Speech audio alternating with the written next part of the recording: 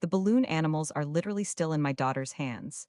Her birthday party isn't even over, and this woman is standing in front of the entertainer I paid for, arms crossed, going, "You're done here. You work for me now." Okay, so, my daughter Lily turned 7 and I have been planning this party for 2 months. 2 months. I booked Marco, he does magic, balloon art, the whole deal 6 weeks in advance, paid a deposit, confirmed the day before. We've got maybe 15 kids in our backyard. Cake is out, streamers everywhere, it's going great. And I invited a few neighbors because we're friendly, you know? Keep the peace, include the block. One of those neighbors is Diane. Diane has a son, maybe 5 years old, and Diane has this energy, like the world is a hotel, and she checked in at the penthouse.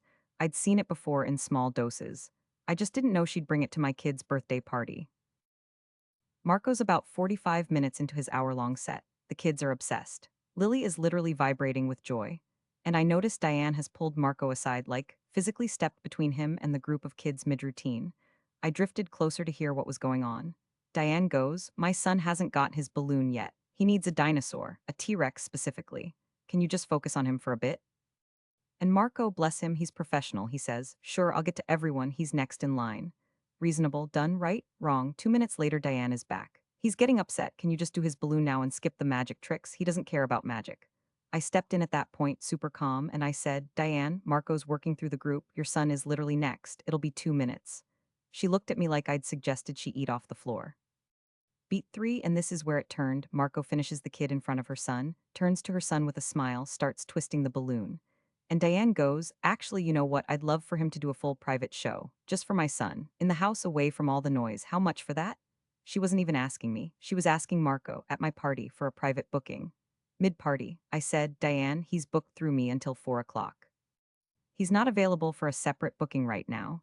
And she goes, "I want you to really hear this," she goes. "Well, these kids have had plenty of entertainment.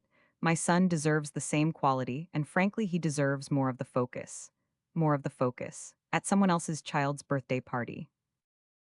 I told her very clearly that Marco was finishing his contracted set for Lily's party and that was final. That's when Diane decided the volume knob only goes one direction.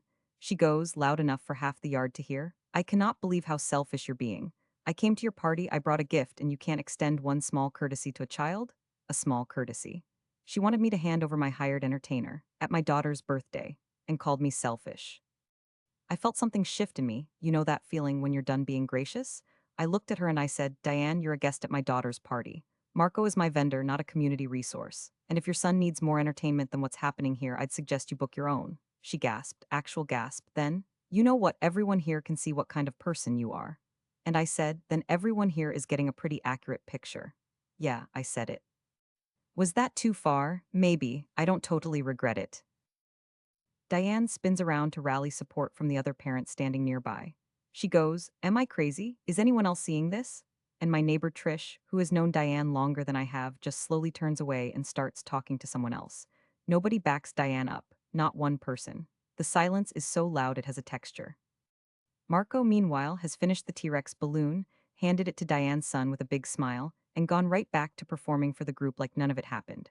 Total professional. Diane stands there for a second, realizes she has exactly zero audience, grabs her son's hand and walks out through the side gate. Just leaves. Her son is still holding the T-Rex balloon Marco made him, by the way. On her way out she goes, "I'll be talking to you about this later." And I said, "Doors always open, Diane?" "It is absolutely not." Lily ran over about 30 seconds later and grabbed my hand to drag me back to watch Marco's finale, completely unbothered, completely happy. And that was the whole thing. Diane left. The party went on. Marco finished, I tipped him well, and Lily said it was the best birthday ever. So honestly, was I too harsh? Because I've gone back and forth on that last line. Comment below, I genuinely want to know. And follow for a new story every day.